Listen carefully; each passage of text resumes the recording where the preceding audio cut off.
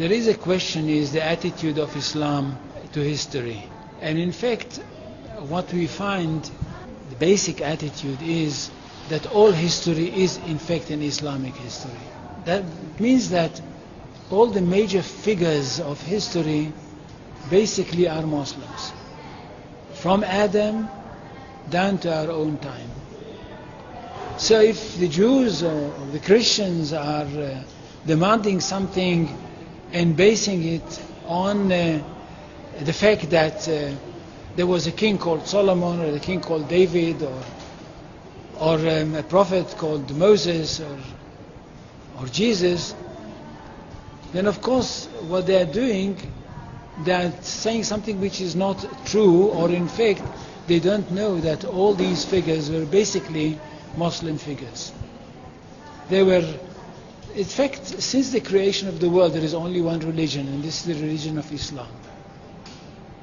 So if anybody says, look, there is a place which is connected with Solomon, and that's the place where the Temple of Solomon stood, a true Muslim would tell you, yes, absolutely right, but don't forget that Solomon was a Muslim, and David was a Muslim, and Abraham was a Muslim, and Isaac was a Muslim, and Jesus was a Muslim.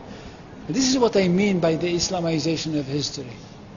And you can understand that through Islamization of history, you've got Islamization of geography. Anywhere which was connected with these people, or with these prophets, which were all Muslims, becomes a Muslim territory.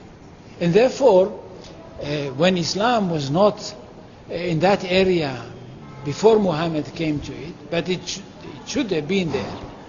In that area, I mean in the Middle East or other parts outside the Middle East, which are now Muslim parts. Any place like this had to be freed, not to be conquered, had to be liberated. So Islam appeared in history in the time of Muhammad, or reappeared in history from their point of view, reappeared in history as a liberator. And therefore there is no Islamic occupation. If somebody occupied anything, it would be always somebody else, not the Muslims. So there is no Islamic occupation, there is only Islamic liberation.